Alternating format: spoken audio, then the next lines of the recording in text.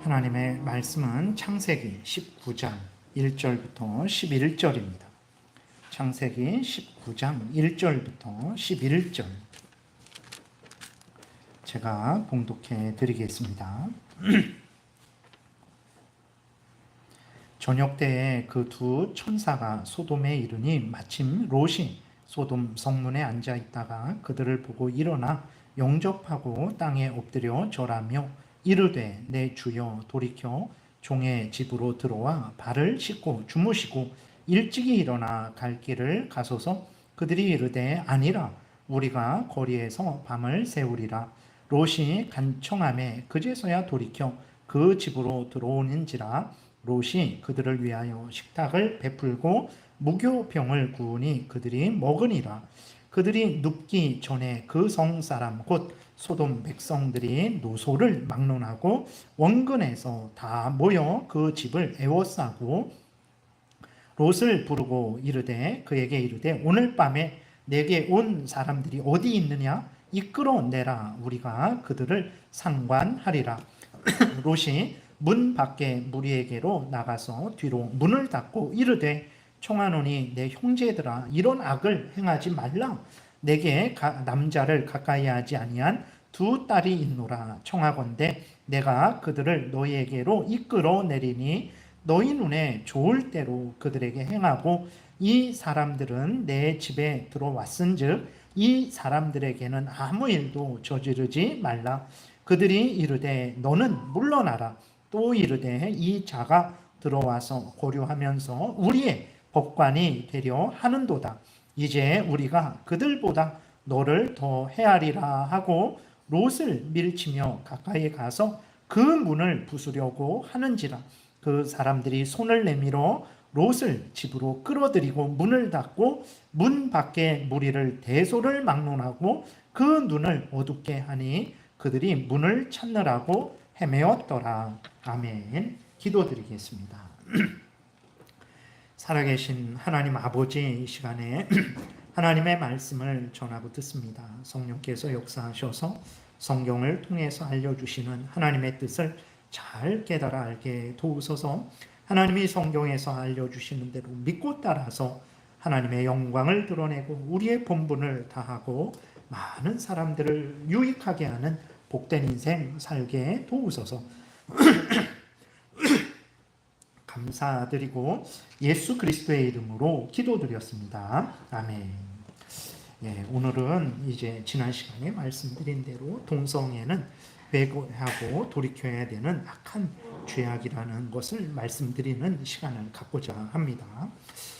지난 7월 18일에 말씀드린 대로 이제 대법원에서 어떤 판결이 났냐면 동성애하는 남자가 자신을 부부라고 이렇게 주장을 하고 함께 사는 그 남자, 이 사람은 직장에 다니니까 직장인 의료보험을 이제 해당되죠. 근데 그 자기와 함께 사는 그 남자에게도 직장인 의료보험 혜택을 받게 해달라는 소송을 낸 거예요. 그랬는데 이제 어떻게 됐냐면 근데 동성애자들이 건강보험의 혜택을 받지 못하는 것은 아닙니다. 직장인 건강보험을 받지 못하면 이제 지역 건강 그 보험을 다 받을 수 있는 거예요. 근데도 이제 소송을 낸 것은 동성애자들이 자신들의 동거를 합법적으로 결혼으로 인정해 달라라는 이제 요구를 한 거예요. 그것 때문에 이제 소송을 낸 거죠. 이에 대해서 법원이 어떻게 했습니까? 대법원이 동성애자들의 동거를 남녀의 결혼과 같이 인정했어요. 그래서 정말 그 직장에 다니는 그 사람의 같이 사는 그 남자에게도 이제 그 결혼과 같이 인정을 해서 그 배우자라고 인정을 한 거죠. 그래서 그 남자도 직장인 건강보험의 혜택을 받으라라고 이렇게 판결을 한 거죠. 이것은 이제 대한민국에서 동성애를 결혼으로 인정한 최초의 그 사례이기 때문에 아주 중요한 일입니다. 근데 이 소송을 냈던 동성애자들도 승소를 예상 못했다 그랬어요. 이거 아무리 그렇게 해도 우리나라 분위기 보니까 이게 뭐 승소하지 못할 거다. 그런데도 어쨌든 우리가 동성애를 어쨌든 합법적으로 인정해 달라고 계속 끊임없이 요구해야 되겠다 하는 마음으로 이제 소송을 낸 거예요. 근데 법원에서 생각지도 못하게 그것을 들어주니까 이 소송을 냈던 사람들도 뭐라고 말하냐면 승소하게 될 줄 몰랐대요. 인터뷰를 보니까 승소하게 될 줄 몰라갖고 지금 얼떨떨하대요. 근데 어쨌든 법원이 자기들을 인정해 줘서 너무나 기쁘대요. 참 기가 막힌 일이죠. 이러한 법원의 그 판결이 참으로 심각한 일인데 그 대법관들이 과연 이러한 그 판결이 얼마나 중대한 것인지를 알고 판결한 것인지 정말 우리가 걱정하지 않을 수가 없는 거죠. 왜 그러냐면 이 대법관들의 판결은 아주 어리석든지 아주 교묘하든지죠. 그러니까 동성애 문제는 단순히 남자와 남자, 그 사람들이 남자와 남자가, 여자와 여자가 서로 뭐 이렇게 성관계하는 문제, 그럼 그 사람들에게 이렇게 뭐 건강보험 혜택을 주면 어떤가 하는 정도의 문제가 아니에요. 왜 그러냐면 하나님이 이제 천지를 창조하실 때 하나님이 한 남자와 한 여자를 창조하셨죠. 그래서 한 남자와 한 여자가 가정을 이루게 하신 거예요. 그래서 한 남자와 한 여자가 결혼을 하게 하고 그 결혼을 통해서 가정을 이루고 가정을 통해서 온 인류가 번성하게 하신 거예요. 근데 동성애를 인정하는 차원은 어떤 것이냐면 이렇게 하나님의 그 전체 창조 질서를 거역하고 대적을 하는 거죠. 하나님은 분명히 남자와 여자를 창조하셨어요. 근데 동성애를 이렇게 하게 되는 것은 그 남자와 여자의 구별을 무시하는 거예요. 그러니까 동성애를 합법적이다라고 인정하는 것은 하나님이 남자와 여자를 창조하신 것이 무의미한 것이다.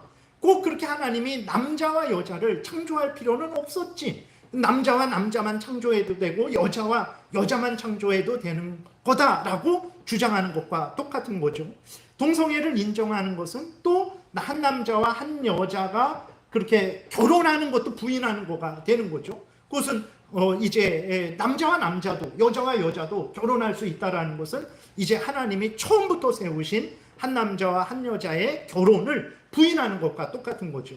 동성애를 인정하는 것은, 동성 결혼을 인정하는 것은 가정이 한 남자와 한 여자에 의해서 생육하고 번성해서 이루어지는 것이다 라는 것을 또한 부인하는 거죠. 그러니까 동성애를 인정하는 것은 정말 이 하나님의 전체 창조 질서를 깨트리는 일과 같은 거예요. 그러니까 동성애는 단순히 건강보험의 생각 차원에서 동성애는 서로 사랑한다는데, 둘이 사랑한다는데, 아니면 또 그 두 사람에게 뭐 건강보험의 혜택을 주는 게 뭐가 잘못됐냐라는 차원에서 생각할 문제가 아니고, 이 동성애를 인정하는 문제는 하나님의 창조 질서, 하나님이 남자와 여자를 창조하시고 한 남자와 한 여자가 결혼하게 하시고 결혼 그 제도, 그 다음에 결혼해서 가정을 이루게 하시고 그 가정에서 생육하고 번성해서 온 인류가 번성하게 하는 이러한 하나님의 그 질서를 거역하고 대적하는 차원에서 생각을 해야 되는데, 법원이 어떻게 한 겁니까? 이러한 거대한 하나님의 창조 질서를 한 개인의 권리, 개인의 차별 문제로 아주 축소시켜갖고 당연히 차별하면 안 되지 하고 그 결혼을 합법화한 거죠. 아주 교묘한 것이죠. 모르지는 않았겠죠. 근데 그것을 개인의 문제로 축소시켜서 하나님의 온 인류 번성을 향한 하나님의 뜻에, 그 거룩한 하나님의 뜻에 그 일을 한 개인의 차별 문제로, 개인의 권리 문제로 축소시켜갖고 그것을 옳다라고 인정을 한 거예요. 참으로 악한 판결입니다. 문제는 이 판결로 인해서 본격적으로 동성 결혼이 이제 법적으로 인정될 수 있고 또 차별금지법도 입법될 수 있다라는 사실입니다. 그러니까 차별금지법이 입법이 되면 이렇게 교회에서 동성애는 죄다라고 말하지 못합니다. 근데 아니다, 교회에서는 얼마든지 말해도 된다 그러지만 이렇게 뭐 유튜브를 만들어 놓고 설교한 거 유튜브에 올리면 어떻게 됩니까? 그러니까 교회에서는 말했는데 이것이 이렇게 다른 사람들이 이 설교 올린 것을 듣고는 내가 동성애자인데 내가 그것으로 인해서 이렇게 상처를 받고 손해를 봤어요. 그러면 거기에 대해서 이제 고소를 하게 되면 어떻게 합니까? 그 징벌적인 벌금이 나와요. 그래서 예를 들어서 다른 것들은요, 벌금 이렇게 매기면, 그렇게 한 번 벌금 매기면 그 다음에는 그렇게 심하게 하지 않습니다. 근데 이 동성애는 어떠냐면, 동성애를 차별한 것으로 인해서 이렇게 고소를 당하면 예를 들어서 그 벌금도 세요. 3천만 원의 그 예전에 그 법을 3천만 원의 벌금을 맞아요. 근데 다음번에 또 그러잖아요. 그러면 또 3천만 원의 벌금을 때립니다. 또 그러잖아요. 또 3천만 원의 벌금을 때려요. 3번만 하면 벌써 1억이에요. 그러면 누가 이것을 감당할 수 있겠습니까? 그래서 징벌적으로 아주 괘씸죄에 걸리는 것처럼 계속해서 동성애와 관련된 차별에 있어서는 계속해서 아주 견디지 못하도록 징벌적으로 벌금을 매겨요. 그것이 차별금지법이 그렇게 의도하는 것이거든요. 그래서 그럼 결국은 교회에서만 이렇게 동성애는 죄다라고 말할 수 있는데, 그것이 그렇게 되면 이제 다른 사람들에게 전도하지도 못하게 되는 거고, 누가 여기 들어왔다가 그 설교를 듣고 또 이게 고소를 하게 되면 심각한 문제가 이제 계속해서 일어나는 게 그러한 차별금지법입니다. 이러한 이제 그 차별금지법도 이제 쉽게 입법될 수 있는 가능성이 이제 열려 있는 거죠. 그리고 또 동성 결혼만 합법화되는 것이 아닙니다. 동성애잖아요. 동성 결혼, 남자와 남자, 여자와 여자가 이제 그 결혼해도 된다라는 거잖아요.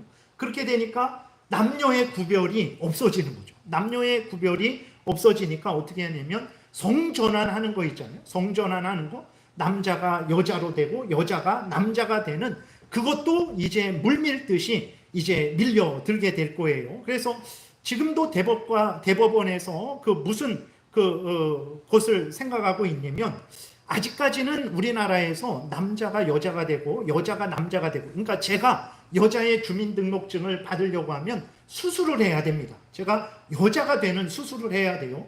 여자가 남자가 되려면 그 여자가 남자가 되는 수술을 해야 되는 거예요. 근데 지금 어떤 법을 검토하고 있냐면, 수술하지 않아도 남자가 여자가 되는 것을 허락하는 거, 수술하지 않아도 여자가 남자가 되는 것을 허락하는 것을 이제 검토하고 있는 거예요.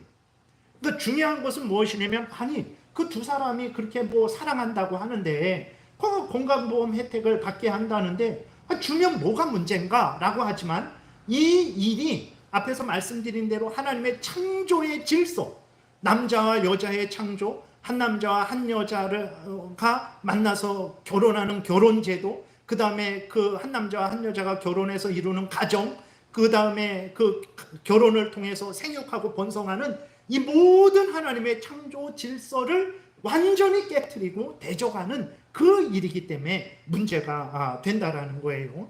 그리고 그래서 이제 엊그제 이렇게 그 신문을 보니까 어느 나라인지는 제가 정확히 알지 못하겠는데, 그 외국에서는 이제 수술하지 않아도 남자, 여자가 되는 그런 것이 있으니까, 자기가 남자라고 주장하는 사람, 그러니까 자기가 여자라고 주장하는 사람들이요, 그 배구 대회에 나갔는데, 그래서 진짜 여자들은 그냥 이렇게 후보로 앉아 있고 힘이 세니까 그 남자들이 뭐 주사를 맞고 뭐 어떻게 해도 이제 호르몬 주사를 맞아도 여전히 남자라서 힘이 셉니다. 그러니까 그 남자들 5명이 자기가 여자라고 주장하는 그 남자들 5명이 여자들하고 이렇게 배구 경기를 해갖고 다 이겨버렸습니다.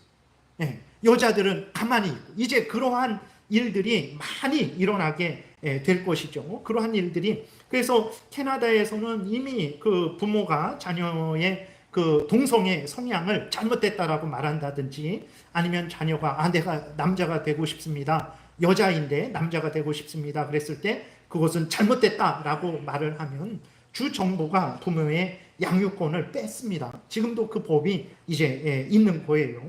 그리고 또 동성애가 더 심각한 문제는 뭐냐면, 정상적인 결혼이 깨졌잖아요. 남자와 여자가, 한 남자와 한 여자가 이렇게 결혼하는 이 정상적인 결혼 제도가 깨지고, 비정상적인 제도, 물론 동성애자들은 그게 왜 비정상이냐 그러는데, 성경은 분명하게 올바른 것은 한 남자와 한 여자가 결혼을 하는 것이고, 그 외에는 간음이다라고 이렇게 말씀을 하고 있는 거죠. 그렇기 때문에 잘못된 거죠. 비정상적인 결혼이죠. 근데 이 비정상적인 결혼이 인정이 되기 때문에 그 다음에는 동성 결혼이 합법화되면 반드시 그 다음에는 무엇이 주장되냐면, 지금도 미국 같은 데서 유럽 같은 데서 계속 주장되는 게 뭐냐면 근친 결혼. 왜냐면 한 남자와 한 여자가 결혼하는 이 인류의 보편적인 제도가, 질서가 깨지니까 비정상적인 결혼 제도가 계속해서 요구가 됩니다. 그래서 근친 결혼 요구가 계속되는 거예요.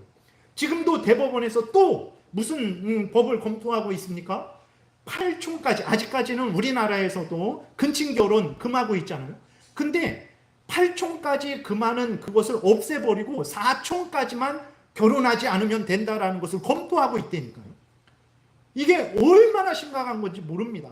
5촌, 6촌, 오늘날에는 좀 되게 먼 친척 같지만요, 그래도 따지면 가깝게 여기면 정말 가까울 수도 있어요. 근데도 이제 그러한 법을 그렇게, 아직까지 근친 결혼을 8촌까지가 아니라 그 다음에 4촌까지만 금하면 되는 것 아닌가 하는 검토를 하고 있는 거예요.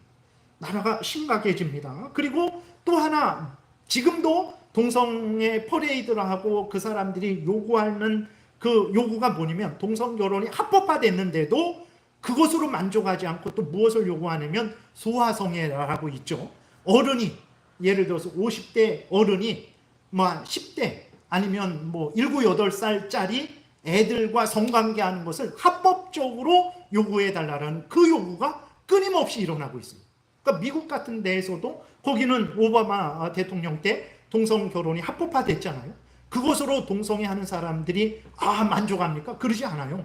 지금 무엇을 요구하냐면 근친 결혼이나 소아성애, 그것을 얼마나 요구하고 있는지 모릅니다. 참으로 지금 대법원에서, 우리나라 대법원에서 그 차별이니까 뭐 건강보험 혜택 주는 게 뭐가 그렇게 대단하냐, 그렇게라고 생각했지만 앞에서 말씀드린 대로 이 판결은 하나님의 이 창조 질서, 남자와 여자의 구별, 그 다음에 한 남자와 한 여자의 결혼을 통한 가정을 통한 생육하고 번성하는 이 하나님의 뜻을 어기게 된 것이고, 그 다음에 온갖 진짜 입에 담기도 더러운 그러한 아주 악한 죄악들의 문을 열어두는 그 시작이기 때문에 우리가 정말 이것을 심각하게 받아들이고, 그리스도인들이 정말 성경에 분명히 서서 동성애는 회개할 죄다, 동성애는 유전적으로 되는 것이다, 원래부터 그렇게 되는 것이니까 그거는 그냥 내버려두고 합법화해야 된다라는 이 잘못된 생각을 하지 말고, 성경에서 알려주는 대로 동성애는 분명히 죄고 회개해야 된다라는 것을 우리가 분명히 마음에 새기고 그렇게 믿고 그렇게 전해야 되는 것입니다. 근데 동성애를 하는 사람들은 이렇게 동성애를 죄라고 말하는 것을 아주 싫어하죠. 그리고 내가 당신을 미워하지 않고 사랑해서 그러는데 동성애를 회개하고 돌이켜야 됩니다 라는 이 말도 너무 싫어해요. 기독교인들이 이렇게 말하는 자체를 아주 증오합니다.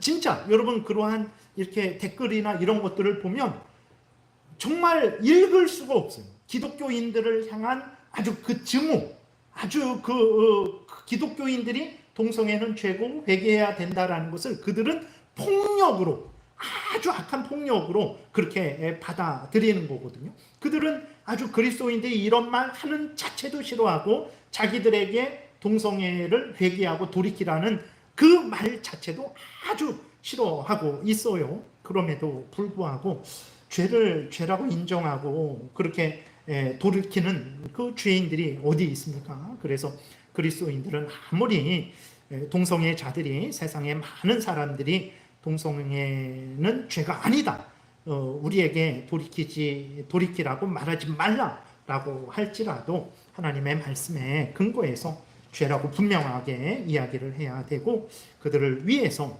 돌이키라고 또 이렇게 권면해야 된다라는 것을 우리가 잊지 말아야 됩니다. 그래서 동성애자들이 이렇게 죄라고 말하지 죄라고 주장하지 않는데 그들은 동성애는 선천적인 것이다, 유전적인 것이다 라고 그렇게 주장을 해요. 그래서 타고나는 건데 그거는 왜 어쩔 수 없는 건데 그걸 왜 죄라고 하냐. 당신은 이성애자, 그러니까 당신 남자가 여자를 좋아하고 여자가 남자를 좋아하는 다른 성을 좋아하는 거, 그거는 당신이 타고난 거고 나는 나는 남자가 남자를 좋아하고 여자가 여자를 좋아하는 이 동성애의 성향을 타고난 것이기 때문에 절대로 거기에 대해서 죄라고 말하지 말아라. 그건 타고난 것이다 라고 그렇게 주장을 하죠. 아닙니다. 타고나는 것 아니에요. 그것은 선택하는 것이고 학습되는 거예요. 문제는 동성애자들이 영화를 만들고 영화 같은 데서 심지어 텔레비 전 국민이 보는 그 벌써 몇 년 전에 그렇게 된 것입니까? 그래서 동성애를 미화하고 동성애 할 수 있다라고 하니까 이 아이들이 아직 이러한 정체성이 이렇게 확립되지 않은 그 어린 아이들이 청소년들이 그 동성애를 해도 된다라고 생각을 하는 거죠.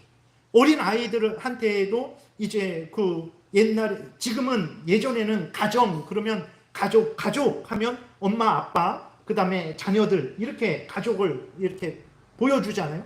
근데 지금은 어떻게 보여줍니까? 가족인데 엄마 아빠가 남자 여자가 아니고 남자 아이들, 여자 아이들, 이것도 가족이라고 말을 하는 거예요. 유치원 때부터 그러한 교육을 계속 받게 되니까 당연히 그래도 된다라고 생각을 하는 것이고, 그러한 동성애를 한 번 접하고 한 번 그러니까 동성애를 접하게 되고 한 번 접하게 되면 계속해서 그 동성애에서 빠져나오지 못하게 되는 거예요. 절대로 유전이 아니라는 것을 우리가 기억해야 되는 것입니다. 근데 문제는, 더 큰 문제는 무엇이냐면 동성애를 죄라고 하지 않는 것이 이렇게 불신자들만 그러지 않습니다. 그리스도인들 중에서도 많은 사람이 동성애를 죄라고 하지 않아요. 특별히 목사들, 신부들, 그 지도자들 중에 동성애를 죄라고 여기지 않는 자들이 많습니다. 그래서 그들은 어떻게 하냐면 성경에서 동성애는 죄다라고 말하고 있는데 그 성경을 이제 왜곡시키죠. 여러분 어떻습니까? 여러분들이 다시 한번 집에 가셔서 이 19장을 자세히 읽어보세요. 이 19장을 그들이 해석할 때에 어떻게 해석을 하냐면 소돔이 멸망한 것은 동성애 때문이 아니고, 그럼 하나님이 왜 하늘에서 불과 유황을 내리셔서 그 소돔을 멸망시켰냐 그랬을 때 나그네를 대접하지 않아서 그랬다 그래요. 여러분들이 한번 읽어보세요. 가만히 19장, 18장부터 19장 쭉 가만히 읽어보세요.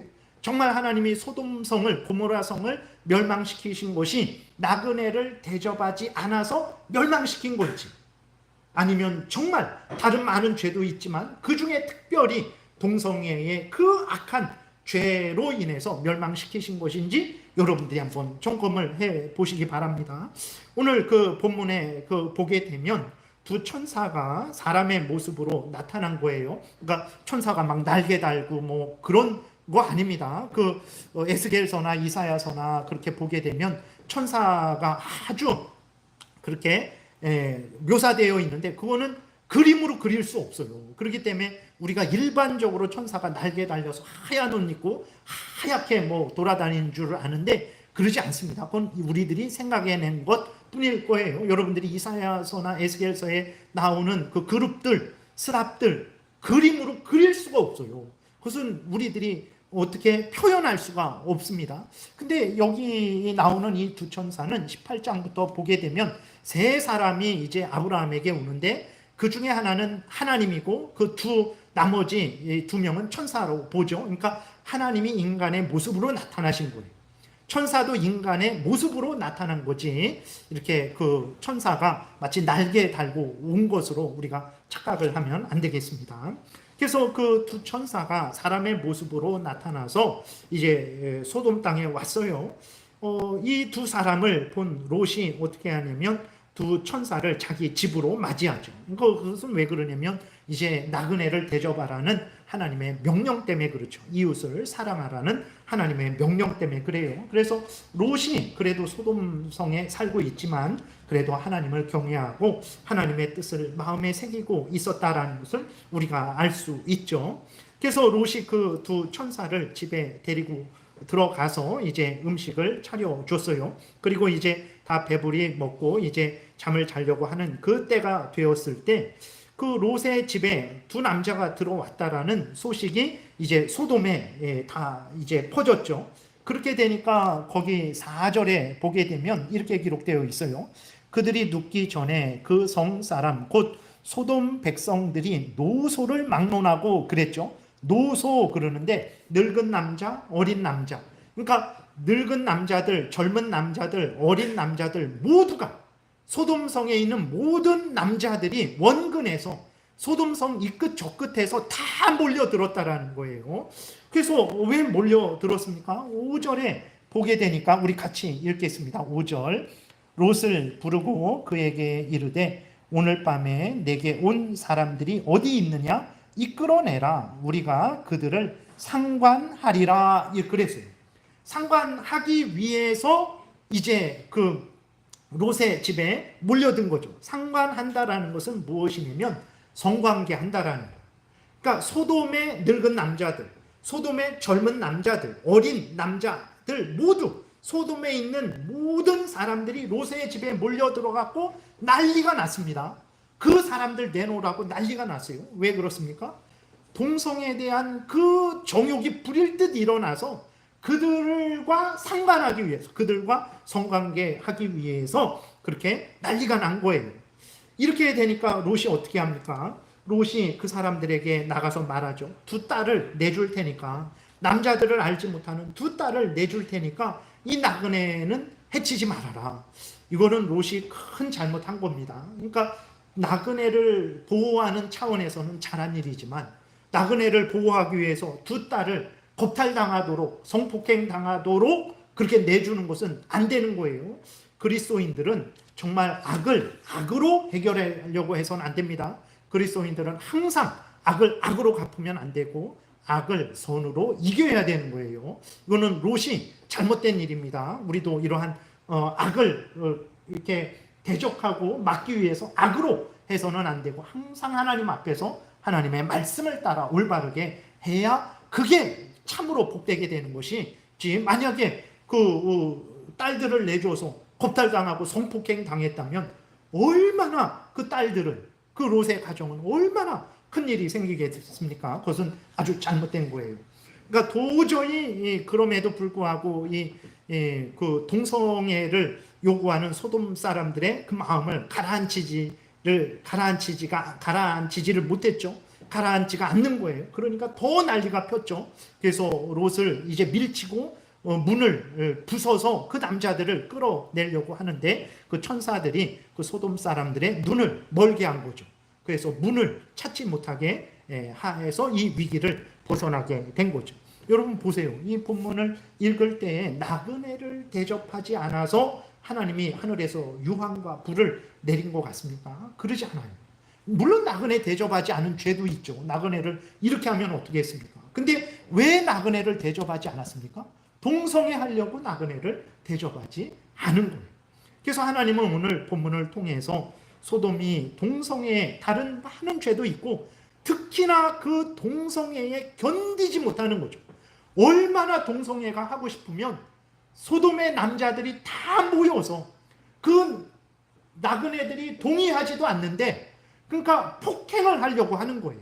자기들의 그 탐욕, 정욕을 채우기 위해서 그 사람들을 폭행해서라도 이제 성관계 하려고 그렇게 안달이 났던 거죠. 이렇게 소돔성이 동성애에 물들었고 이 악행이 아주 일반적으로 만연해 있던 거죠. 그래서 하나님이 공의의 형벌로 하늘에서 유황과 불을 내리셨다라는 것을 말하고 있는 거예요. 단순히 나그네를 대접하지 않아서가 아닙니다. 근데 하나님을 믿는다라는 목사, 신부, 그 교회의 지도자들이 어떻게 합니까? 이것은 동성애 때문이 아니고 나그네를 대접하지 않아서 하나님이 벌 내리신 건데 이걸 가지고 동성애는 죄라고 하면 안 된다. 이런 식으로 주장을 하고 있는 거죠. 이거와 같은 똑같은 사건이 사사기 19장에도 나와요. 창세기 19장, 사사기 19장. 사사기 19장에도 악한 레위인이 있습니다.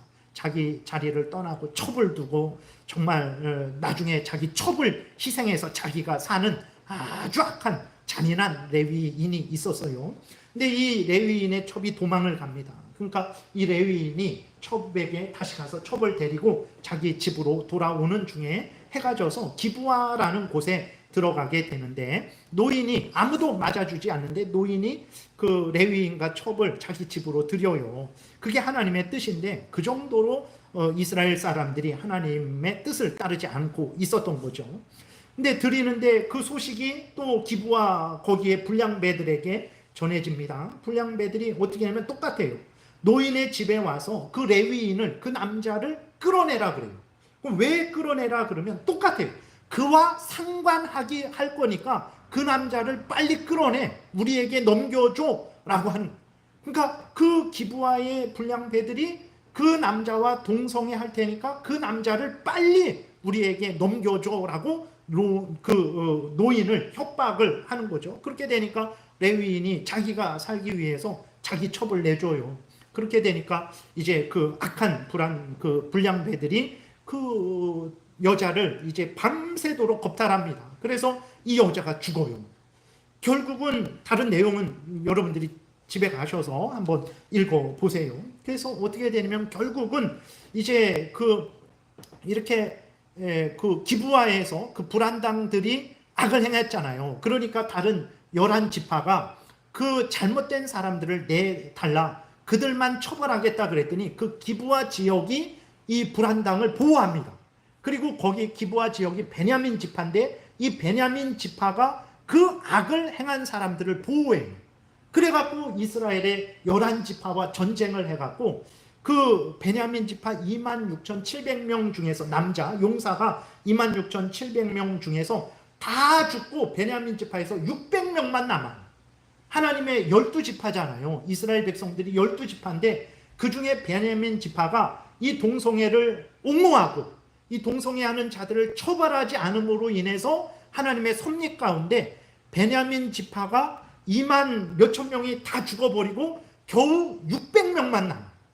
하나님의 그 12지파 중에서 600명. 하나님의 정말 특별한 섭리 가운데, 은혜 가운데 그 베냐민 지파가 다시 이제 많아지게 되지만, 동성애를 옹호함으로 인해서 베냐민 지파도 그렇고 소돔 땅도 그렇고 하나님으로부터 진노의 형벌을 받은 것을 우리가 보게 되죠. 근데 이 사건이 과연 나그네를 대접하지 않아서 그런 것입니까? 여러분들이 한번 직접 보세요. 그러지 않습니다. 동성애는 하나님의 진노하시는 죄라는 것을 이 본문을 통해서 하나님이 드러내고 있죠. 그리고 또 동성애를 옹호하는 자들은 레위기 18장 20장도 왜곡시키죠. 레위기 18장 20장에 보게 되면 모든 잘못된 그 음행을 하나님이 금지하세요. 한번 읽어보세요. 모든 잘못된 음행을 금지하시는데 그 중에서 역시 동성애도 하나님께서 금지시키십니다. 레위기 18장 20장을 우리 함께 읽겠습니다. 너는 여자와 동침함 같이 남자와 동침하지 말라. 이는 가증한 일이니라. 누구든지 여인과 동침하든 남자와 동침하면 둘 다 가증한 일을 행함인즉 반드시 죽일지니 자기의 피가 자기에게로 돌아가리라. 하나님은 분명히 레위기 18장 20장을 통해서 그 간음, 그 동성애는 하나님이 진노하시는 죄이고 하나님으로부터 형벌을 받을 죄라는 것을 분명히 하나님이 이렇게 선언을 하셨어요. 근데 그 동성애를 인정하는 목사들은 어떻게 말하냐면 이 레위기 18장 20장의 이 말씀은 구약 이스라엘 백성들에게만 해당된다라는 거. 그렇기 때문에 신약 시대 이 대한민국에 있는 사람들에게는 해당되지 않는다라는 거. 물론 근데 여기 13절 그 끝부분에 죽이라 그랬잖아요. 반드시 죽이라. 물론 이것은 대한민국의 법은 동성애하는 자를 죽이라. 대한민국의 법은 아니죠. 그렇기 때문에 이 법은 구약의 그 국가법, 시민법, 이스라엘, 구약의 이스라엘 나라를 다스리는 차원에서만 행해지는 거죠. 그것은 국가법, 시민법은 이스라엘에게만 해당되는 거지만 동성애가 죄라는 것은 이것은 구약의 이스라엘에게만 해당되는 게 아니에요. 구약 시대에만 해당되는 게 아니에요. 왜 그러냐? 왜 그러냐면 이것은 도덕법이기 때문에 그래요. 6, 7계명, 10계명을 어기는 죄이기 때문에 그런 거예요. 그러니까 동성애는 간음하지 말라라는 7계명을 어긴 거예요. 10계명은 모든 시대 모든 사람에게 해당되는 법이죠. 그 동성애가 모든 시대 모든 사람에게 해당되는 간음하지 말라라는 7계명을 어긴 거예요. 여러분, 간음이 무엇입니까? 간음은 한 남자와 한 여자가 합법적으로 결혼한 상태에서만 모든 그 사랑의 행위가 이루어져야 되는 거거든요. 한 남자와 한 여자가 합법적으로 결혼하지 않은 상태에서 이루어지는 모든 행위가 간음이에요. 예. 생각으로 하든 말로 하든 행동으로 하든 한 남자와 한 여자가 합법적으로 결혼한 상태에서 이루어지는 사랑의 행위는 간음이 아니에요. 하나님이 복 주시는 행위입니다. 그러나 이 합법적인 결혼을 벗어나서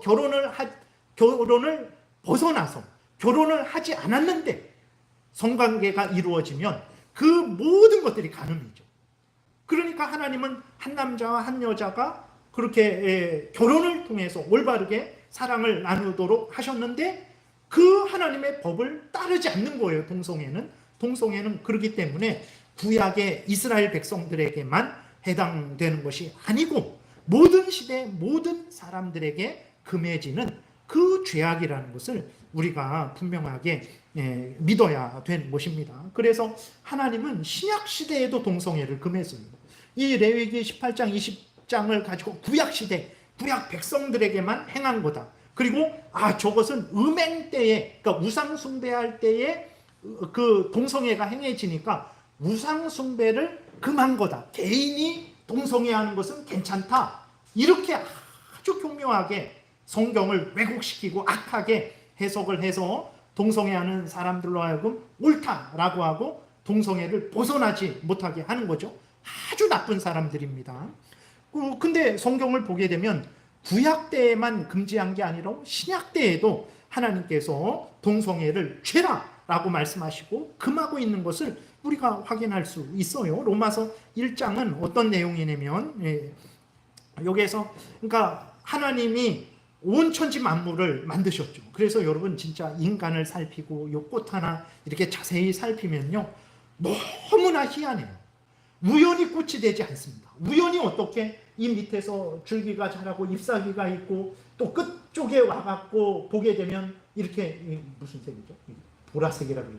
보라색이 되고 약간 흰색이 되고 노란색이 되고 어떻게 그럽니까? 이렇게 쭉 올라오다가 여기서부터 꽃이 색깔이 또 안쪽에 있는 것은 하얀색에 노란색에 빨간색에 우연히 그럴 수가 없어요. 그래서 사람을 보든 온 천지 만물을 보든 이 꽃 하나 한 송이를 보든 이것은 도저히 우연이 아니다.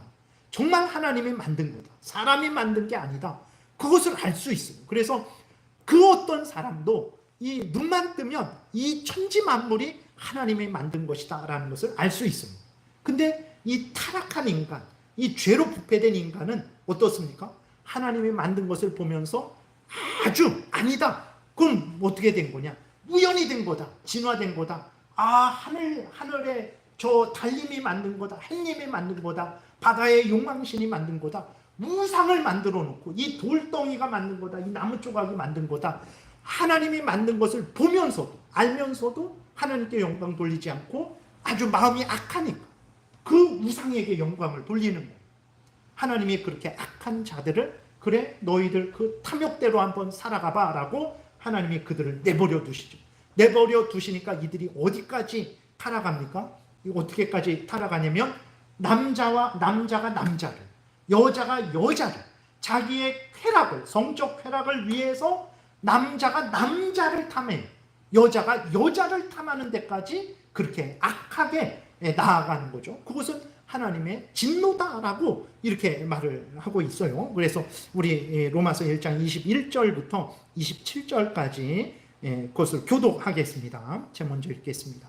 하나님을 알되 하나님을 영화롭게도 아니하며 감사하지도 아니하고 오히려 그 생각이 허망하여지며 미련한 마음이 어두워졌나니 스스로 지혜 있게 하나 어리석게 되어 썩어지지 아니하는 하나님의 영광을 썩어질 사람과 새와 짐승과 기어다니는 동물 모양의 우상으로 바꾸었느니라. 그러므로 하나님께서 그들을 마음의 정욕대로 더러움에 내버려 두사 그들의 몸을 서로 욕되게 하셨으니 이는 그들이 하나님의 진리를 거짓 것으로 바꾸어 피조물을 조물주보다 더 경배하고 섬김이라. 주는 곧 영원히 찬송할 이시로다. 아멘. 이 때문에 하나님께서 그들을 부끄러운 욕심에 내버려 두셨으니 곧 그들의 여자들도 순리대로 쓸 것을 바꾸어 영리로 쓰며 그와 같이 남자들도 순리대로 여자 쓰기를 버리고 서로 향하여 음욕이 부릴 듯하며 남자가 남자와 더불어 부끄러운 일을 행하여 그들의 그릇됨에 상당한 보응을 그들 자신이 받았느니라. 분명히 오늘 그 로마서 읽은 1장을 통해서 그 동성애는 하나님이 형벌이라는 그 죄악된 타락한 우상을 섬기는 자들을 그대로 내버려 두셔서 그 악함으로 말미암아 생겨난 게 동성애라고 분명히 여기서 말씀을 하고 있죠. 고린도전서 6장 9절부터 10절도 마찬가지입니다. 여기 9절 끝부분에 남색하는 자가 그 남자가 남자와 더불어 성관계하는 거예요. 그것을 말하고 있는 거죠. 그걸 죄라고 분명히 말하고 있어요. 교독하겠습니다. 불의한 자가 하나님의 나라를 유업으로 받지 못하는 줄을 알지 못하느냐. 미혹을 받지 말라. 음행하는 자나 우상 숭배하는 자나 간음하는 자나 탐색하는 자나 남색하는 자나 도적이나 탐욕을 부리는 자나 술 취하는 자나 모욕하는 자나 속여 빼앗는 자들은 하나님의 나라를 유업으로 받지 못하리라. 분명하게 동성애는 죄악이고 하나님의 진노를 받는다라고 분명하게 말씀하고 있어요. 유다서에서도 정말 소돔이 왜 멸망했냐? 거기서 유다서에서도 분명하게 말하고 있죠. 다른 색을 쫓았다라는 거예요. 하나님이 허락하신 한 남자와 한 여자의 합법적인 결혼을 통한 그것을 쫓아가지 않고 남자와 남자가, 여자와 여자가 하나님이 인정하시지 않는 악한 죄악의 다른 그 성욕을 쫓아갔기 때문에 성관계, 동성애를 쫓아갔기 때문에 소돔이 멸망됐다라고 유다서에서 분명하게 말씀하고 있는 것을 보게 됩니다. 여러분, 동성애는 이렇게 성경이 죄다 구약에서도 신약에서도 말씀하고 있어요. 그리고 일반적으로도 사람들이 동성애자를 차별하지 말라고 하죠. 차별하면 안 되죠. 그것 때문에 뭐 그 사람을 무시하고 멸시하면 안 되죠. 그런데 그렇게 할지라도 그들에게 그럼 당신 자식이 동성애를 하면 어떻겠습니까? 라고 했을 때에는 싫어합니다. 그러니까 일반적으로도 동성애는 하나님이 주신 양심이 있기 때문에 일반적으로도 사람들이 싫어해요. 근데 동성애는 죄가 아니다. 동성애는 잘못된 것이 아니다. 성경에 소돔이 멸망한 것은 그것은 나그네를 대접하지 못해서 그런 거다. 그 다음에 그 레위기의 말씀은 구약의 이스라엘 백성들에게만 해당되는 거다라고 그렇게 하면서 동성애는 옳다. 어린 아이들에게 괜찮다. 동성애 해도 된다. 남자와 여자만 결혼하는 게 아니다. 남자와 남자도 결혼하고 여자와 여자도 결혼한다. 유치원 때부터 세뇌시켜보세요. 저 북한에서 김일성을, 김정은을 진짜 어버이로 알아요. 아버지로 압니다. 자기들을 먹이고 입히는, 물론 많이 개방되어서 그렇게 모르는 사람들도 있지만 그러나 진짜 그렇게 세뇌된 뇌가 세척이 됐어요. 그래서 그냥 그 악한 사상으로 김일성을 진짜 어버이, 아버지, 하나님처럼 아는 거예요. 근데 유치원 때부터 계속해서 이러한 교육을 하게 되니까 우리의 자녀들이 학교 가면, 유치원 가면 이런 교육을 받는 거죠. 그렇게 되니까 동성애해도 되는구나. 한번 빠지게 되면 심각하게 빠지게 되는 거죠. 여러분, 동성애 하는 사람들이 애틋한 사람 같아요. 한 남자와 한 여자가, 물론 남자 여자 그렇게 연애하고 결혼하고 사랑하는 데 있어서 아주 잘못된 사람들도 많죠. 집착해서 여자를 때리고 그 다음에 심지어 죽이기까지 하는 그런 아주 잘못된 경우도 있지만, 그러나 일반적으로 봤을 때 동성애 하는 사람들의 그 서로에 대한 그 욕심, 탐욕, 이것은요 일반 그러한 이성애하는 사람들보다 몇 배가 높습니다. 그래서 그리고 또 그 둘이만 계속해서 잘 살지 않습니다. 그래서 그 동성애하는 남자들의 파트너, 여자들의 파트너 뭐 이렇게 보게 되면 몇 명일 것 같습니까? 아주 적은 사람이 수십 명이에요. 아주 적은 사람이 수십 명과 관계합니다. 보통 수백 명. 많은 사람들은 수천 명과도 관계해요. 상상할 수가 없어요. 동성애하는 게 일반적으로 남자 여자가 서로 그렇게 만나갖고 데이트도 하고 서로 그렇게 사랑하는구나, 이런 차원하고는 달라요. 정말 다릅니다. 네. 그래서 정말 우리가 분명히 알아야 될 것은 동성애는 자연적인 것도 아니고 학습되는 거예요. 그렇기 때문에 정말 우리가 자녀들을 잘 교육해야 되는 거고, 우리도 죄가 아니다라는 그러한 말에 속으면 안 됩니다. 동성애는 타고나는 것도 아니에요. 자기가 선택해서 그 죄악을 저지르는 거예요. 그래서 동성애를 경험했던 사람들을 보게 되면 다 그런 계기가 있어요. 그런 계기에서 우리가 정신 차리고 주의해야 되는 거죠. 그래서 동성애는 하나님이 인정하시는 사랑의 행위가 아니고 하나님의 진노와 저주를 받을 죄악이라는 것을 우리가 분명히 기억해야 되는 거. 우리가 그것을 미워하고 멀리해야 되는 거죠. 그리고 동성애를 행하는 사람에게 우리는 정말 그것이 잘못됐다라는 것을 알려주고 그들이 동성애에서 돌이키도록 도와야 돼요. 근데 앞에서도 말씀드렸지만 너무 싫어합니다. 그리스도인들이 자기들에 대해서 관심 갖는 것도 싫어해요. 아주 증오하고 니네나 잘해라 라고 하나님도 모독하고 교회도 모독하고 그리스도인들도 아주 증오하죠. 그래도 우리가 멈춘다면 누가 동성애를 죄라고 알려줄 수 있습니까? 그리스도인들밖에 없어요. 그래서 그리스도인들은 성경에서 죄라 하면 죄라고 말해야 돼요. 성경에서 옳다 하면 옳다고 말하면 됩니다. 성경에서 행하라 하면 되는 거예요. 성경에서 금하라 하면 금해야 되는 거죠. 그래서 정말 오늘날에 심지어 목사들도 신부들도 교회 지도자들도 동성애는 죄가 아니라, 이 성경을 창세기 19장에 이런 사건이 있다라는 거, 사사기 19장에 이런 사건이 있다라는 거, 로마서 1장에서 뭐 고린도전서 6장에서 유다서에서 그렇게 다른 성경에서 동성애에 대해서 말하고 있다라는 것을 누가 알겠습니까? 불신자들이 알겠습니까? 목사들이 알아요. 신부들이 압니다. 근데 그들이 동성애는 죄가 아니다라고 이 성경을 왜곡되게 해석하는데 그것은 참으로 악한 일입니다. 왜 그러냐면 돌이키게 해야 될 거 아니에요. 근데 정말 옳다고 해서 계속 동성애를 행하게 하고 다른 사람들도 동성애를 행하게 한다면 그것은 육신의 생명을 빼앗는 것보다도 더 악한 죄악이라는 것을 우리가 기억하고 그리스도인들이 정말 깨어서 동성애는 죄이고 반드시 회개하고 돌이켜야 되는 죄라는 것을 분명히 믿고 그렇게 전해야 되는 것입니다. 참고로 동성애자가 교회에 오면 어떻게 하냐? 알리고 온다? 알리고 올 수도 있죠. 되게 모르게 올 수도 있고, 알리고 오면 어떻게 해야 되냐? 내쫓아야 되냐? 그럴 수는 없죠. 예수 그리스도께서 마태복음 11장에서 수고하고 무거운 짐진 자들아 다 내게로 오라 하셨어요. 그래서 교회에 나오는 것을 막을 수는 없습니다. 우리들도 같은 죄인들이었어요. 동성애자가 특별한 것입니까? 7계명을 어긴 죄예요. 물론 악한 죄입니다. 근데 그것도 7계명을 어긴 죄예요. 8계명 거짓말하고 뭐 도둑질하고 탐욕을 부리고 부모를 공경하지 않고 간음하고 이러한 다른 죄들과 똑같은 죄예요. 그렇기 때문에 동성애 행하는 사람을 더 이상하게 보고 그러면 안 돼요. 우리도 그 같은 죄들이죠. 하나님의 은혜가 없으면 우리는 그보다 더 큰 죄를 졌을 사람들이죠. 그래서 동성애자들이 교회에 오면 막으면 안 됩니다. 그 대신 그럼 어떻게 해야 되냐? 동성애를 계속 하라고 해야 되냐? 그럴 수는 없는 거죠. 계속 간음하세요. 계속 도둑질하세요. 계속 부모에게 욕하고 불효하세요. 그럴 수는 없는 거죠.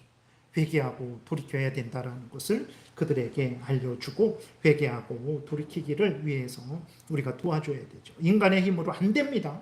죄를 끊는 것은 인간의 힘으로 안 돼요. 그러나 하나님의 은혜가 있죠. 우리 구주 예수 그리스도의 십자가 보혈의 능력이 있습니다. 성령의 거듭나게 하시는 역사가 있어요. 그렇기 때문에 우리가 하나님을 믿고 의지하고 은혜를 구하고 그들을 위해서 기도하고 도와야 돼요. 물론 그것도 싫어합니다. 아주 증오해요. 제발 내비도 가지도 않고 너희들 도움도 받지 않을 테니까 니네나 잘해라고 하지만 그래도 우리는 그렇게 해야죠. 그것이 그들을 위한 것이기 때문에 그렇습니다. 그래서 그렇기 때문에 그걸 알려줘야 되고, 그런데도 회개하지 않는다. 그럴 때는 세례를 줄 수 없죠. 세례는 이제 무엇입니까? 내가 이전의 죄를 회개하고 돌이켜서 이제는 하나님의 자녀로서 하나님의 뜻대로 살아가겠습니다. 그게 그렇게 믿음의 고백을 하는 자에게 세례를 주는 거잖아요. 그 표시로 당신의 죄가 예수를 믿음으로 용서됐습니다. 그러니 이제 하나님의 자녀로서 사십시오. 근데 죄를 계속해서 도둑질하는 자, 공개적으로 도둑질 매일 오늘은 이 집 털고 지난주는 저 집 털고 그 사람에게 세례를 줄 수 있습니까? 그럴 수는 없는 것처럼 세례를 줄 수는 없죠. 그렇게 되니까 세례를 받지 못하니까 당연히 성찬식에도 참여하지 못하겠죠. 당연히 그렇게 되니까 이제 교회 정회원이 될 수 없고 직분을 받을 수도 없겠죠. 근데 지금은 어떻습니까? 동성애자가 목사예요. 동성애자가 미국 그런 데서는 목사입니다. 참 기가 막힌 상황이 됐어요. 그거는 전혀 있을 수도 없는 일이 일어나고 있는 거예요. 그래서 미국에서 이렇게 목사가 설교하고 있는데 감리교는 감독제입니다. 그래서 감독이 강권적으로 이 교회를 이렇게 다스릴 수 있어요.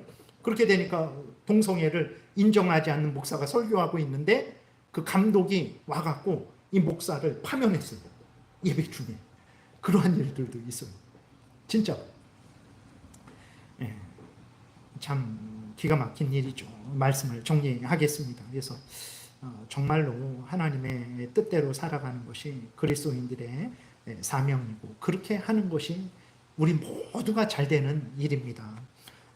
그렇기 때문에 정말 하나님의 그 창조 질서, 남녀의 구별, 가장 기본이 되는 한 남자 한 여자의 결혼, 그 결혼을 통한 가정, 그 가정을 통한 생육하고 번성함을 깨뜨리려고 하는, 그것을 대적하려고 하는 악한 사탄 마귀의 괴계를 우리가 분별해서 온 힘을 다해서 맞서 싸워야 되는 거죠. 그래서 우리가 가정에서 또 직장에서 만나는 사람들에게 예수 그리스도를 전하고 하나님의 뜻이 무엇인지를 전해서 그들도 올바르게 살 수 있도록 도와야 돼요.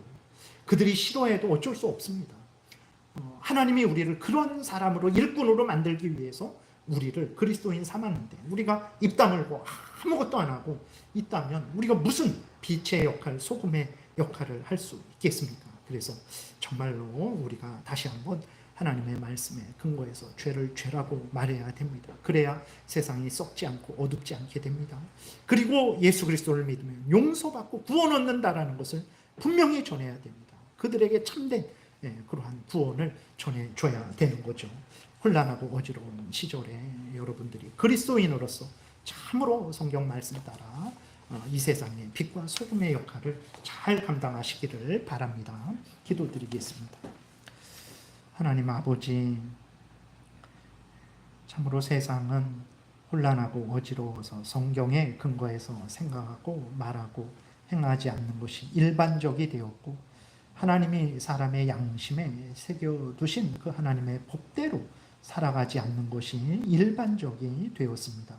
세상은 점점 어두워지고 썩어가고 있는 이때에 우리 그리스도인들이 하나님의 말씀에 근거해서 성경 말씀이 전하는 그것을 그대로 전하게 도우소서.